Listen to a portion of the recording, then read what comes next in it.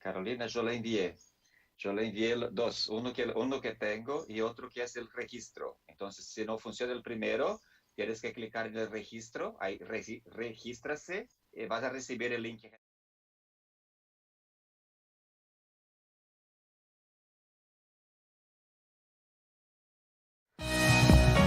Welcome everyone to this webinar. Thank you so much for joining us for this webinar on engaging men in ending gender-based violence. My name is Jack Palmer-White and I am the Anglican Communion's permanent representative to the United Nations.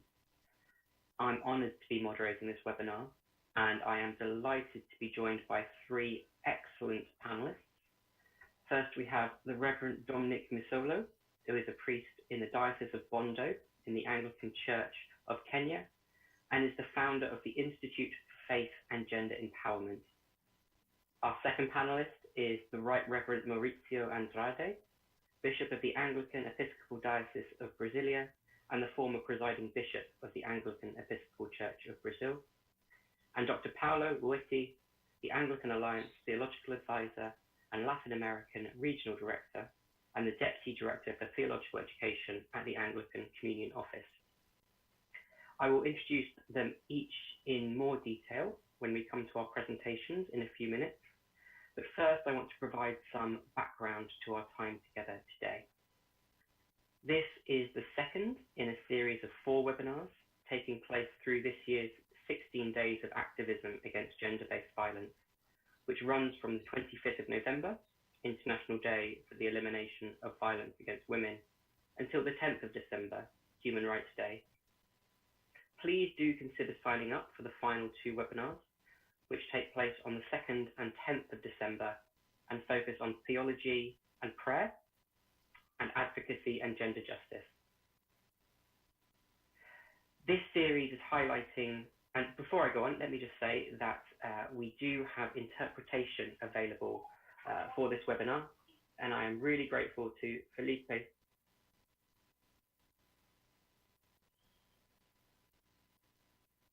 A little so, absolutely.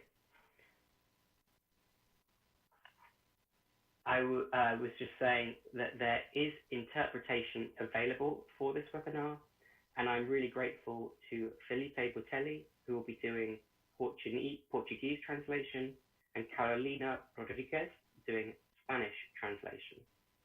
If you do need translation, please click on the globe along the bottom of the screen and choose the language you want to listen to, or you want to listen in, unless you wish to practice your Portuguese, in which case you can stay as things are now when we hear our Portuguese speaking panelists. So this series is highlighting voices from around the Anglican Communion.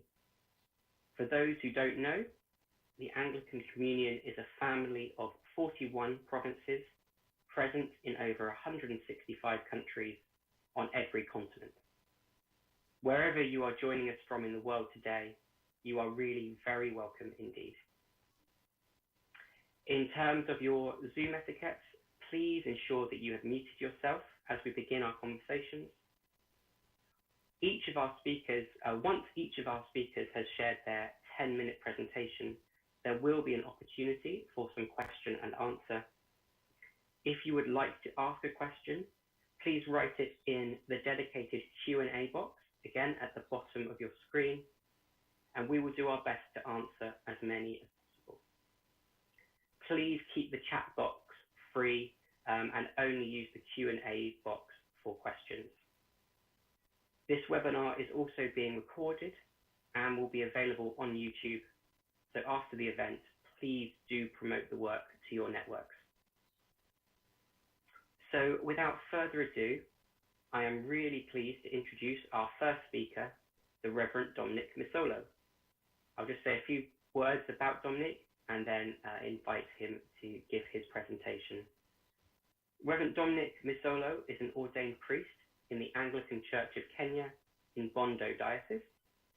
He is also the founder of the Institute for Faith and Gender Empowerment, a faith-based organization he launched in 2013 to promote gender justice and equality across Africa by facilitating dialogue and increased theological understanding among faith groups, more particularly to motivate and equip church leaders to make gender equality a reality in their congregations and cultures.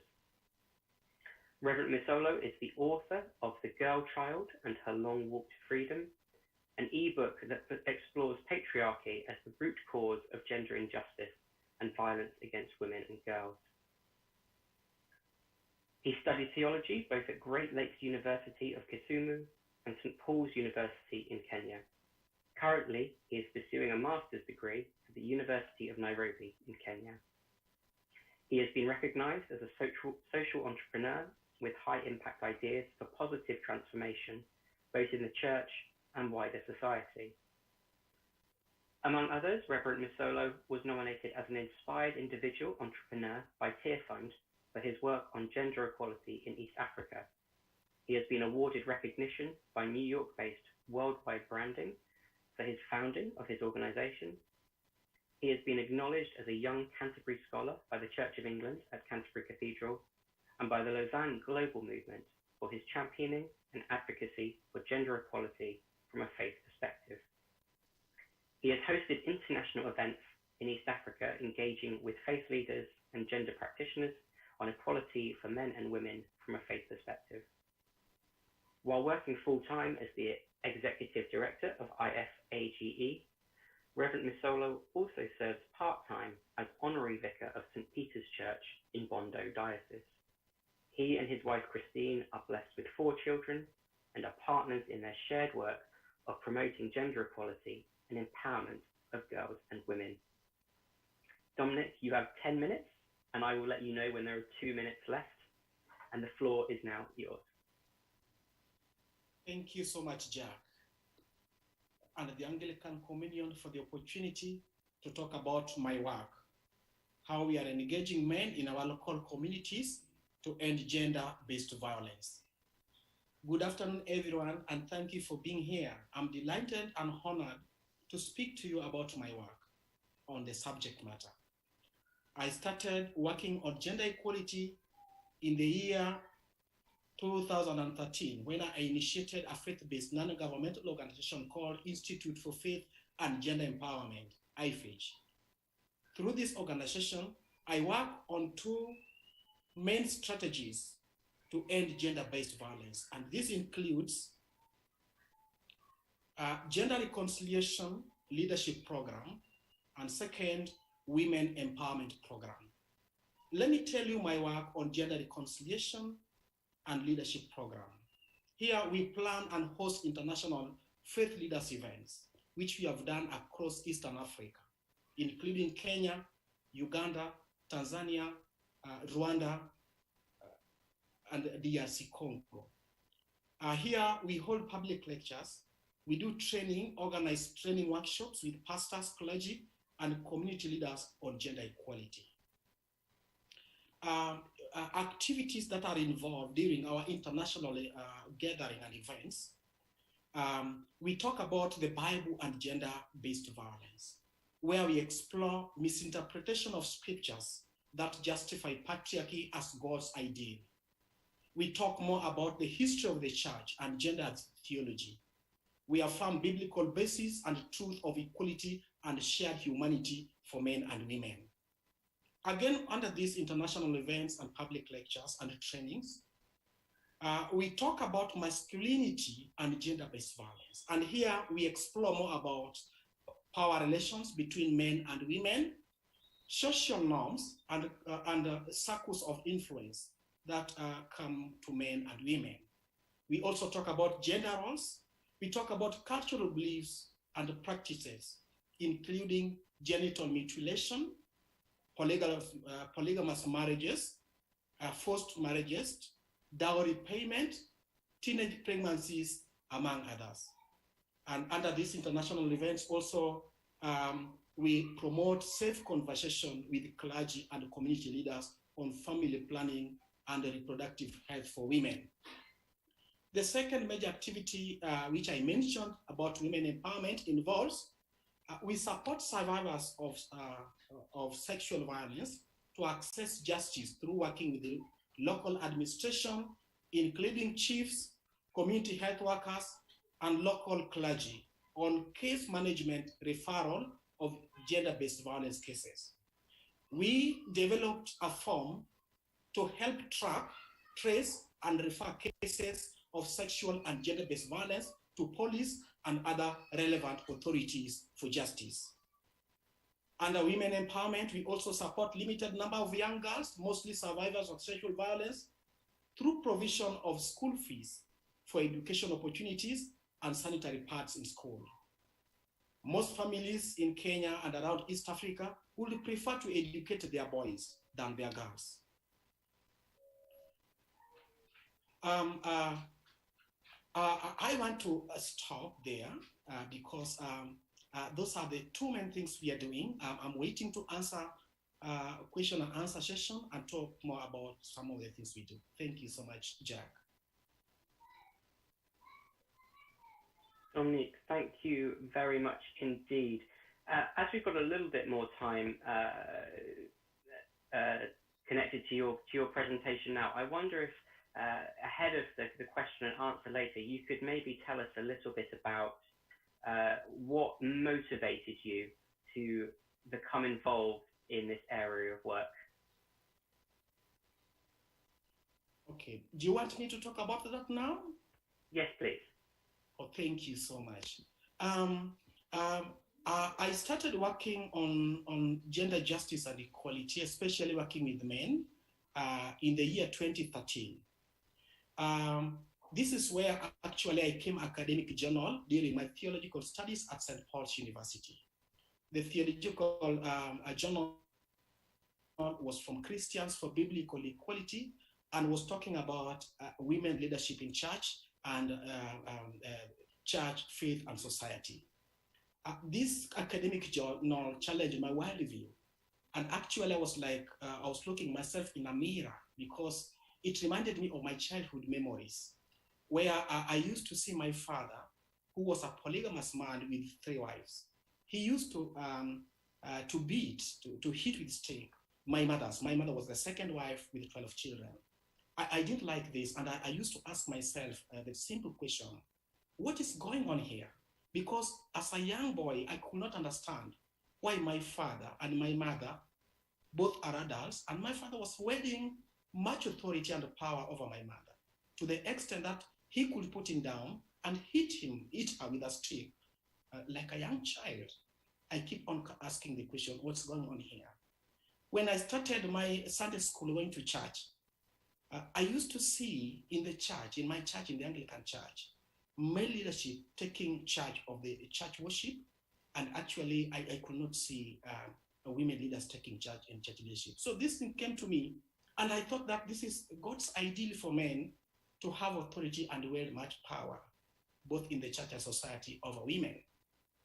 So I was ordained, and I went to the church preaching, and honestly speaking, my preaching was being influenced by my cultural worldview, what I used to see. And actually I was using the Bible to interpret the superiority of male. So when I came academic journal, this thing came into my mind. And I wrote to my bishop and said that God is calling me to do a new thing altogether. I want to talk about gender equality within a faith societies, within a faith perspective. That's how God called me to talk about gender equality. And I thank God because my bishop gave me an opportunity and chance within the diocese to talk to my fellow clergy about gender equality. And this is how God used this discovery to teach our communities and our churches around Kenya and East Africa on gender equality from a faith perspective. Reverend Dominic, thank you so much for that answer and for your presentation and the personal experience and the honesty with which you've shared about your work in tackling gender-based violence. Thank you, and I know I speak, I'm sure for everyone, that we look forward to hearing more from you during the question and answer session later in our webinar. I'm delighted now to introduce Bishop Maurizio Andrade. The Right Reverend Mauricio Andrade is Bishop of the Anglican Diocese of Brasilia in Brazil and former presiding bishop of the Anglican Episcopal Church of Brazil from 2006 to 2013. He is chair of the National Commission for Theological Education in the province and vice chair of the Theological Education Commission for Latin America and the Caribbean. And I'm told that his motto is taken from 1 John 4:8, that perfect love casts out all fear. Bishop, we are very pleased to have the opportunity to hear from you now. And as with our other panelists, you have 10 minutes, and if needed, I will let you know when there are 2 minutes left. The floor is yours.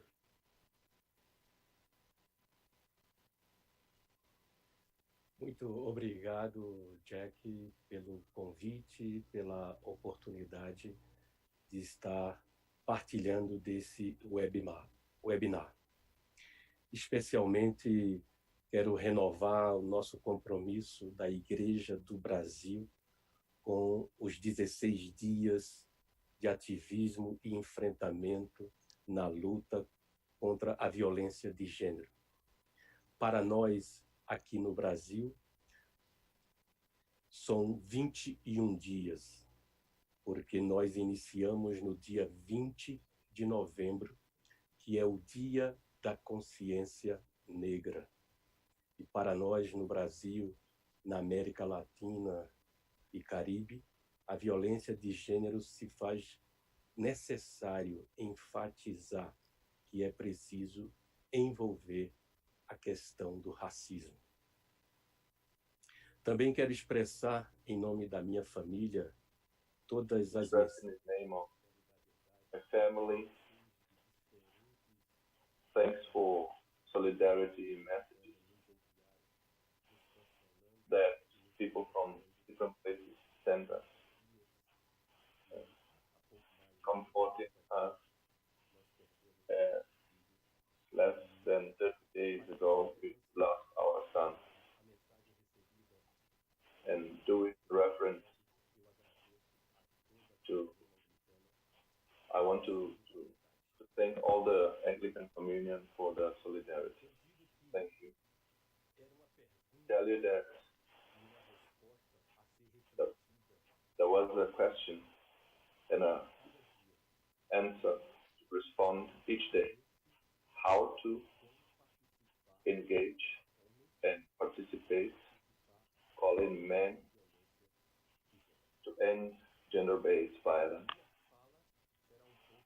My talk will be a pastoral share of my experience during my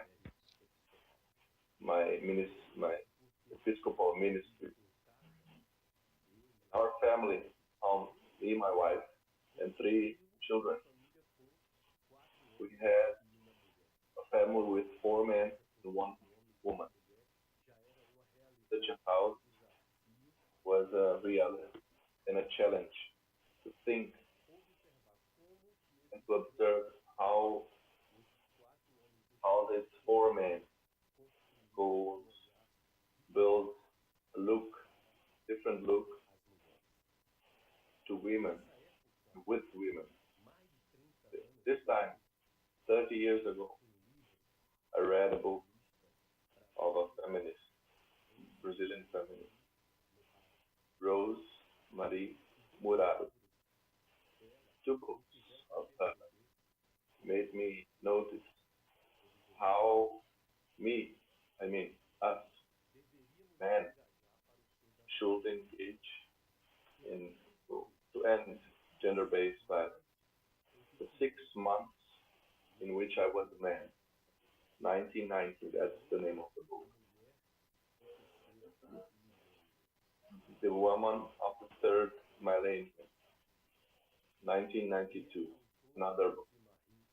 This writer, Rose Marie Murado, says that to change a generation, it is needed to begin since the childhood, from the childhood. It is needed to start with kids, when our kids live in a home of quality and dialogue, they'll never accept to be oppressed and violent in their life. This was an important basis for my understanding and the challenge in walking and engaging for ending gender-based violence. Another reference, Claudia Jean, in the context of United States feminists,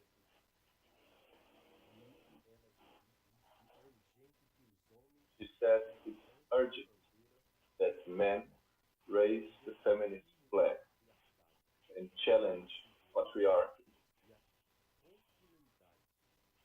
and the continuity of this adaptation to the system. For men, this relation with patriarchy is comfortable. It's urgent that we men engage to raise this flag of feminism, challenging all the patriarchy. In this pastoral relation, I want to bring two experiences.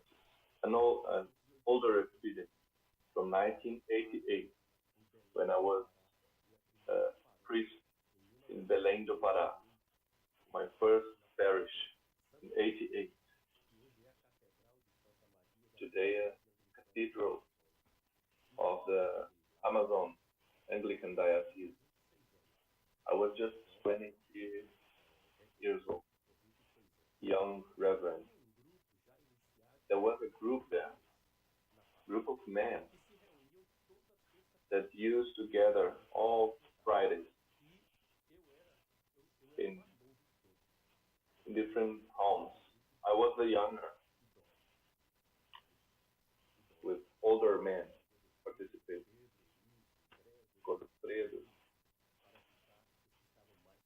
Many colleagues there. It was a moment of dialogue, biblical study, and conversation about the home relationships. 1988. And the most recent season we started last August in Brazilian group of dialogue on the theme EU masculinity, an initiative that I had from dialogues with men and women, especially women that told me that this time of isolation and pandemic, and then such sentences like men saying, I do a lot at home, I contribute. These sentences came out, and in dialogue with women, we had this idea with Paulo Ueti helping us with reflection. So many people here are part of this group. We gather each 15 days to talk about new masculinity. I initially invited more than 40 men. I want to say that I invited hetero and homosexual men because it's important to understand that there are different forms of being men. We are not all men equally. In our country, we have differences between ways of being men. Each 15 days, we dialogue, we reflect, we deepen, need to breakouts of the hegemonic masculinity. There are different forms of being men. Bishop, just to say you have 2 minutes remaining. Thank you. So I'm going to the last part. Just want to say a word for us bishops. Couldn't lose the chance to share a word. We have to get involved, engage, call men to get involved with the end of gender-based violence, to build new relations, power relationships, more horizontal relationships, to build a relation in church, family, lighter relationships. No one is born patriarchal. We become patriarchal. Talking with women is a way to measure how it affects the whole society.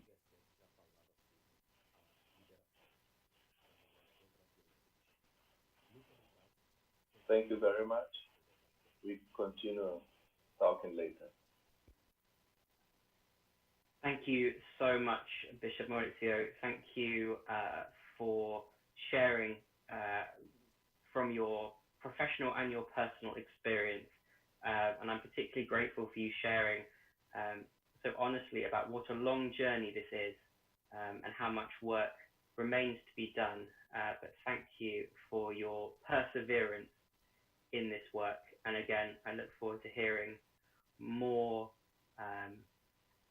about this in our question and answer session in a little while. And please do submit your questions to our panelists using the Q&A button at the bottom of your screen. They are ready and primed to answer your questions, so please do make use of that. Finally, it's my pleasure to introduce our final speaker, who is my colleague, Dr. Paulo Ueti. Paolo is the Anglican Alliance Theological Advisor and Latin American Regional Director and the Deputy Director for Theological Education for Lusophone, Francophone, and Spanish-speaking regions at the Anglican Communion Office. Paolo was part of the group of theologians who produced the resource God's Justice, Just Relationships Between Women and Men, Boys and Girls. And this is freely available in many different languages on the Anglican Communion website, and you can find that in the Gender Justice section. Paolo has a passion for theological education and reading the Bible from a non-patriarchal Western worldview. Paolo, thank you so much for speaking with us today. You have 10 minutes, and I will let you know when you have 2 minutes remaining. Thank you, Jack. I will speak in English to help the Spanish interpretation because there is a problem to listen to the other channel. So I am so sorry. I apologize to my Brazilian fellows. So eu peço desculpas para os meus amigos brasileiros, amigas, mas eu vou falar inglês para ajudar a interpretação em espanhol. Okay, you can discount this, Jack, please. So, well, my name is Paulo. I am a Brazilian multicultural male. In my country, I am considered white. I came from an upper middle class family. So I'm saying all of this to say that how privileged I am and how the system privileged me as a person and as a male. I think this is quite important for all of us to recognize this place of privilege, particularly some of us who are in position of power. It's a first step, maybe one important step to help to end violence, all kinds of violence, but particularly the violence against women and girls in our context. So I speak from this standing point as a white male privileged person. But also I speak as a theologian and as a Bible scholar, passionate to transform my life and the life of the others, and to renew the relationship between all of us and with the nature. And as a males, we have to understand that sometimes we are part of the problem. Statistically speaking, most of the time we are part of the problem in terms of abuse, violence, persecution, harassment against women and girls. And of course, we are a product of the system also. It's not about, we were not born violent, we were not born sexist, we were not born machist, as we say here. So we have learned to be like this. We've taught to be like this by our parents, by the system, by the culture where we live. So this is also important to recognize, to break this wall, to break this normativity that makes us a problem as a male.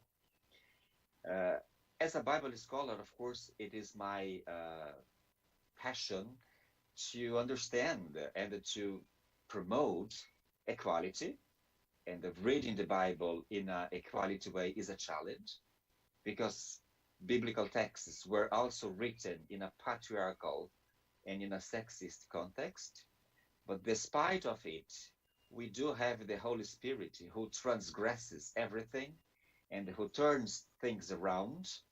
And even though the context where the biblical texts were written were sexist mostly in terms of a system, we did and we do have the Holy Spirit breaking the walls and reclaiming equality, equal relationships, justice, dignity, and pursuing change lives, our lives as a person, but also our lives as a system, as the system we live in. And it is part of my job, since my work and my job now, since I was very young, to work with women. I used to say that some feminist theologians saved me from my sterile theology or my power positioned theological standard, and they changed my perspective. So I consider myself as an ally in pursuit for equality. I consider myself as a person changed by my female colleagues and by the reality. And I am very committed to promote this throughout biblical reading and throughout theology. This is most of my passion and my work nowadays. As my bishop say, Bishop Maurizio is my bishop. I am from his diocese. As Bishop Mauricio said, so I am part also of this initiative of rediscovering and rediscussing masculinity. Again, first of all, acknowledging our privileged position in order to change it. And we've been learning a lot when we talk among ourselves.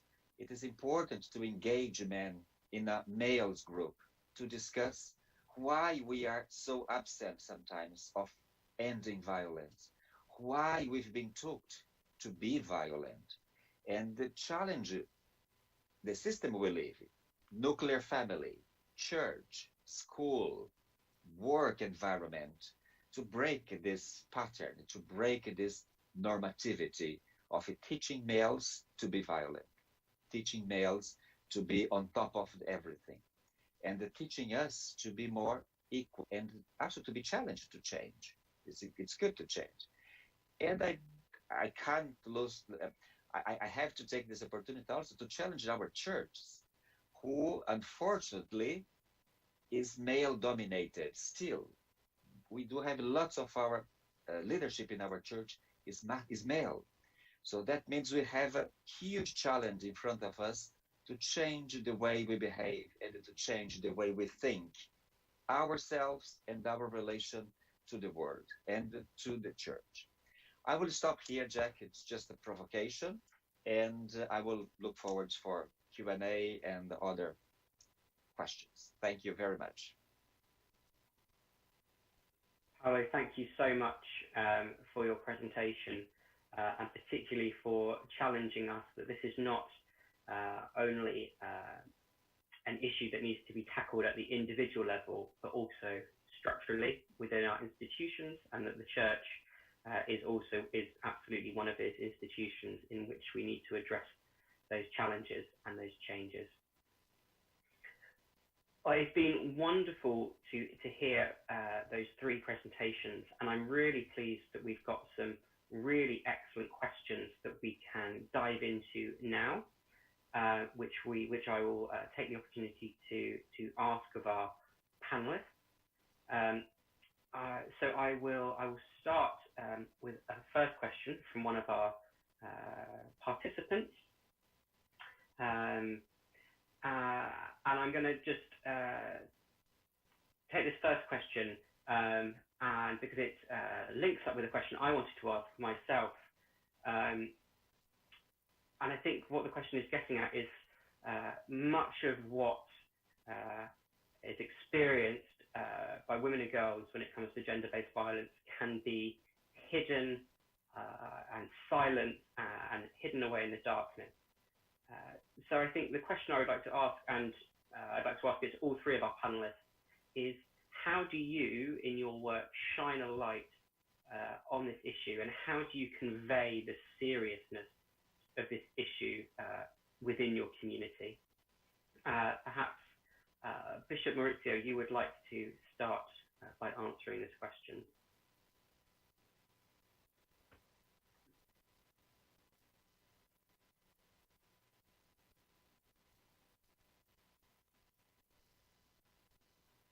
I fear we may have just lost the bishop, so we will try and get him back.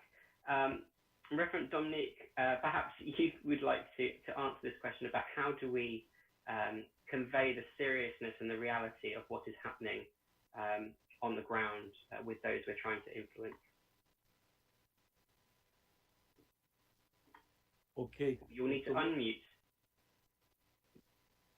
Estou sem imagem, sem vídeo.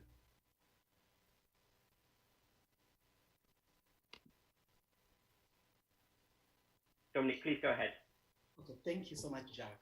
I'm so happy that I'm engaged with men in ending gender-based violence. One thing that mostly motivates me when I meet with men is that sometimes we show them male positive role models that actually when we engage and having conversation about how we can end gender-based violence, they see the life that is really changed and how those families are faring on, and silently they admire and say that, oh, there's something here. If we stop being oppressive, stop being dictating, stop being the authority, then we have a platform of equal decision making, then we are going to have a good family, so you're going to have a good society. So one thing that I've learned from my work actually is using male positive role models to be shown as people actually who are appreciating equality for men and women. Another thing that actually also makes men to learn aggressively about appreciating gender equality is about creating an open and safe environment that actually make men to have conversation openly and talk about the issues, their fears, and that's why what makes them not to come out to fight against gender-based violence. So when we meet them in their respective groups, like maybe when I want to meet with church leaders, I meet them as male church leaders and we have a conversation. They come out and actually speak from their heart what they think is hindering them and what they think is making them not to act what is needed. And also something I can add on top of that is the language that sometimes we use. We need to use persuasive language rather than intimidating. Avoid blame game, stigma, and shame. But we need to talk, give them opportunity to talk their mind, because we know that we all men, we are shaped by patriarchy, the male dominance. So the structures that shaped us, the system that we grew up, made us to be abusers. And sometimes we don't understand, we don't know that we are abusers, yet we are abusers. So when we give them opportunity and we use persuasive language to tell the sadness, the sadness of gender-based violence, how the cruelty that it comes, and how young girls are suffering because of systems that actually and our actions, then they come to understand. So I think from my perspective, I will mention those three for now. That actually is the silent thing that we make men to appreciate and also come out to engage in gender equality activities. Thank you, Jack. Thank you very much, Reverend Dominic. Bishop Maurizio, I'm sorry we lost you for a moment there. Please, we would love to hear from you now.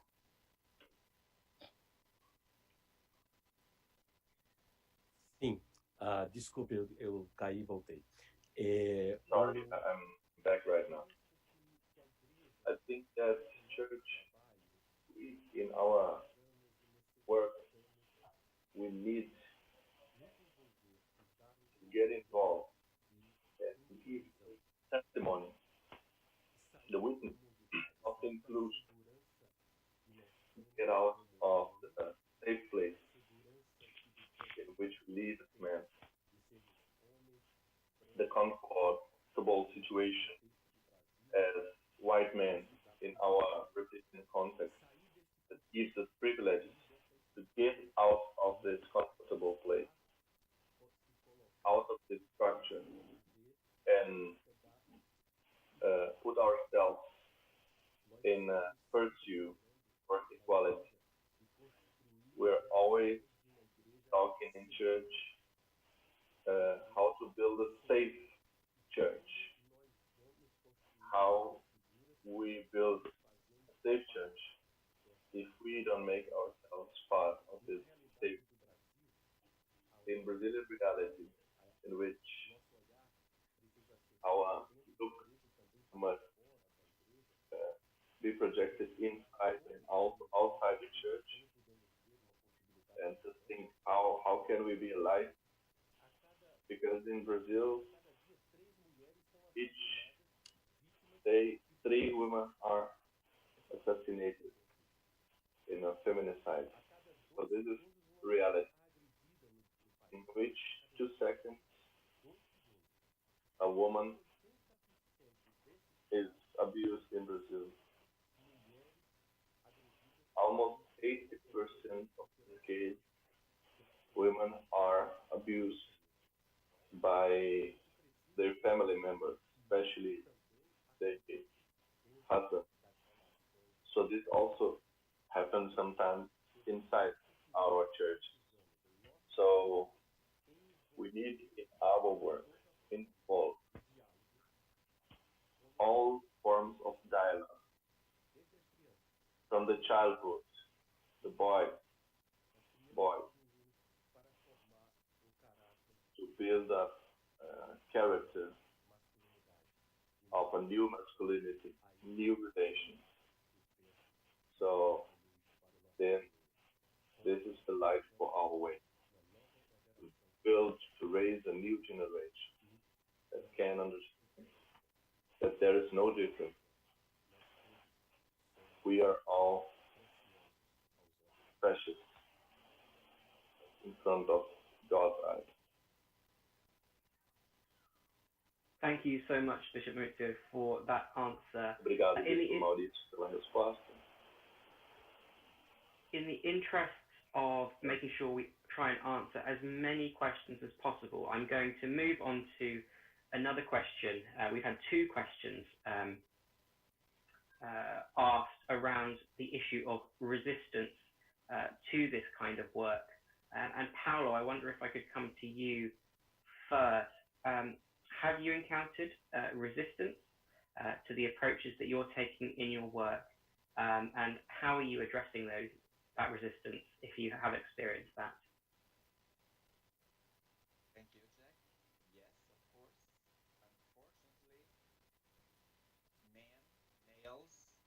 very resistant and sometimes very reluctant to engage in this kind of conversation, despite that we've been learning from our colleagues for women that women's group are absolutely important to discuss, to share, to strengthen, to empower, to support each other. And we've been learning that this is a good strategy and a good methodology. But when it comes to males, when it comes to men, it seems that, oh no, we we are in a moment we have to do all the things together. It's not good to have a males group because we did have in the past the females group. Now let's not do the same. Let's talk. But this is actually part of the fear that we have sometimes to open ourselves, to share what's going on in our lives, to share our feelings, to share our vulnerabilities. Uh, because we normally this is something we didn't learn from the family, from the school, from the work, even from the church. So because males should be powerful, strong, good voice, authoritative, and this is lots of resistance in terms of that. I do believe that we can, and this is my experience, we've been cracking this resistance by establishing a good strategy, smooth strategy to do males group, to have safe spaces for males to talk. When it comes to violence against women, we have to, of course, we have to responsibilize and we have to punish, but we have to work with males, perpetrators of violence as well. It is very important. It's fundamental to work with women, to support women, absolutely. There's no doubt about that. But we also have to develop programs to help males to revisit what happened, to discuss and to engage. And we as a church, we are in a privileged position to do that because we have a credibility in many places. We have people in front of us in many situations. So we can provide counseling, we can provide a safe space to revisit our masculinity. And as a biblical scholar, I'm very sure that we can use, sorry the word, but we can use the Bible as a proxy, as a opportunity to revisit the male figures and to understand what it means to be a male in Jesus Project, to be a male in the church. We have lots of examples. So equality is quite important. Support each other is very important. Be there for each other. And of course, that is a challenge we must face. We have to discuss marriage, this institution organized in some century in the past. We have to discuss marriage and the role of males and boys in the marriage. Because statistically speaking, most of the violence against women and girls happens within the marriage institution. So this is, we as a church, we have to face this reality and to discuss this. I think this is the way to move forward. Paolo, thank you so much for your answer there. Reverend Dominic, I wonder, the same question to you, if you have faced resistance in your community, in the communities that you work in, and the culture in terms of trying to address and engage men in ending gender-based violence, and how have you approached that resistance? Thank you so much.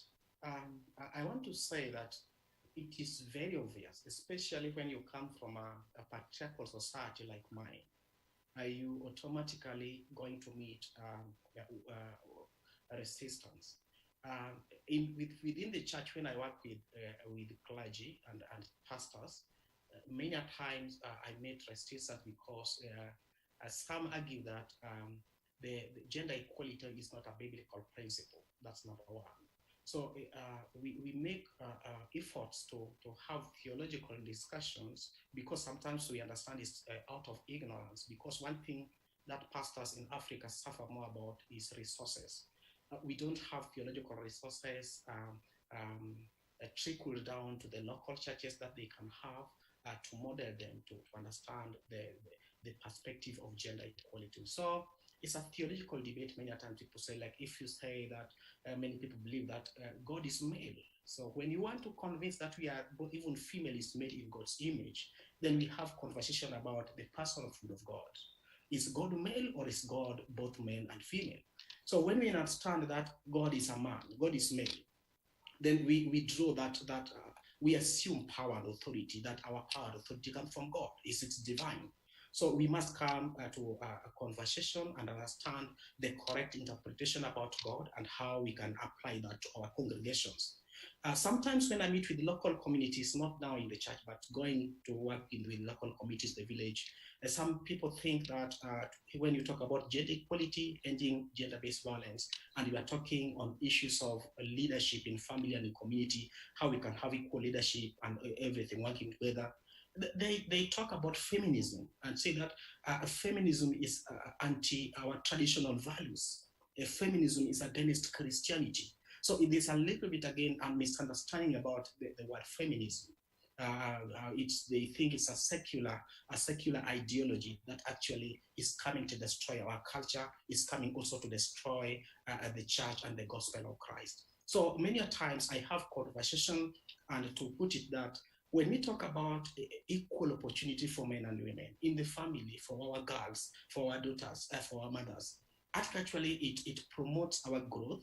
It promotes even love within a family. And those conversations make people to realize, even although there's a resistance, they come to realize that there's truth and there's value in actually ending gender-based violence, because it affects our mothers, affects our daughters, and even affects our community, men too, because many times the power and privileges that we have put us to the position that sometimes we cannot do the things is needed out of us, because we think we act like God. We act as if we can fulfill everything, of which we are limited as human beings. So another thing also is about Western idea.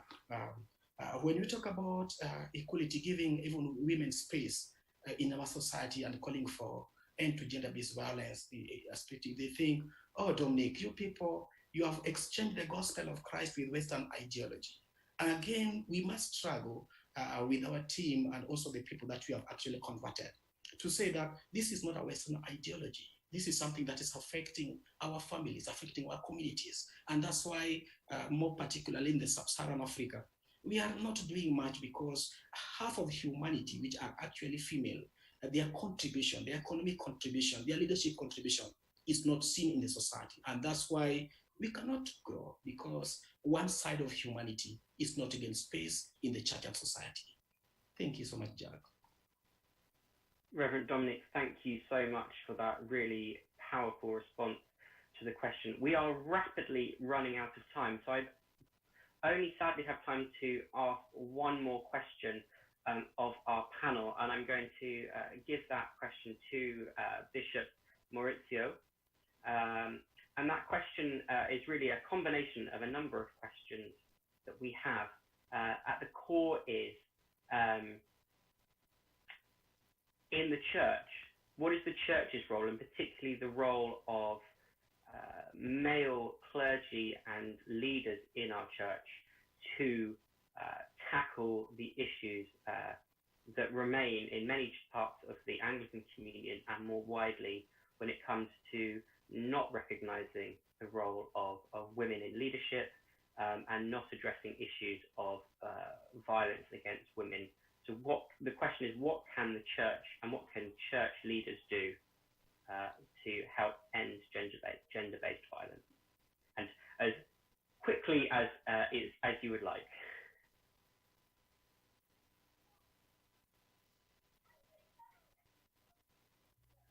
Esta é uma grande questão. This is a big question, big challenge to church and for all of us. Because in many nations in our church, we have today female bishop, female president, archbishop, clergy around the community, in all cathedrals, but still we cannot forget there is gender violence in this relation. One thing is to notice how the power relationships happen, how the power relations in the church, the majority of the church, is built and executed in a dimension of domination. And when it is domination, it's control, and it's to put ourselves as properties and domination, control. We as church, we have to deconstruct this relation. We have to get closer. This is very important for all of us. Men, to recognize ourselves as part of the problem. If we see ourselves as part of this problem, of discrimination and violence, gender violence against female clergy, against women in church, we assume, take over the responsibility and commitment to go against this violence. And this webinar that calls to engage men to end gender-based violence also calls for us inside the Anglican Communion. We have to recognize that we need to reaffirm the purpose of a church that heals. We need to live the experience of equality. That no domination is a horizontal relation in which all of us participate. So we have to remake our relationships, into deconstruct relationships through listening. Women, we have to make ourselves available to listen to women and to build relations of freedom and support women and all the people that suffer abuse and that live relations of fear. Our diocese in Brazilian, I have a button here that is 1 John chapter 4, verse 18. The perfect love throw away all the fear. Perfect love throw away all the fear. For that love in Christ is what's not love, doesn't come from love, from God, so that we can put ourselves in a way to change all the structure. And one of them is violence against women, the gender issue for us in the church, in the relation with the clergy, female clergy. Thank you so much, Bishop, for that really powerful challenge. That is a very good place to end our conversations now. So we are at the end of our time together. Please, could I ask the translator to mute? Oh, sorry. Thank you. We are now at the end of our time together. So it just leaves me to say thank you so much for joining us, and a particular thanks to our three wonderful panelists. I'm so sorry that we haven't been able to answer all of the questions, but please do continue to engage in the webinar series and sign up to the remaining webinars that are on the 2nd and the 10th of December. And please do continue to engage with the Anglican Communion office and engage in this work. So I'd now just like to say a short prayer to close our webinar. So if you would join me in praying. Loving God, you are a God of justice and call us as your people to seek justice in our world. I thank you for our time together today and for the inspiring words we have heard. May these stories call us to action as we all, women and men, work together in partnership to end gender-based violence. We particularly lift up those who face gender-based violence and pray for a release from that violence. Will you be with us all this day and always? Amen. Amen. Amen. Thank you all very much. Have a good rest of the day, and may God bless you. Thank you. Thank you.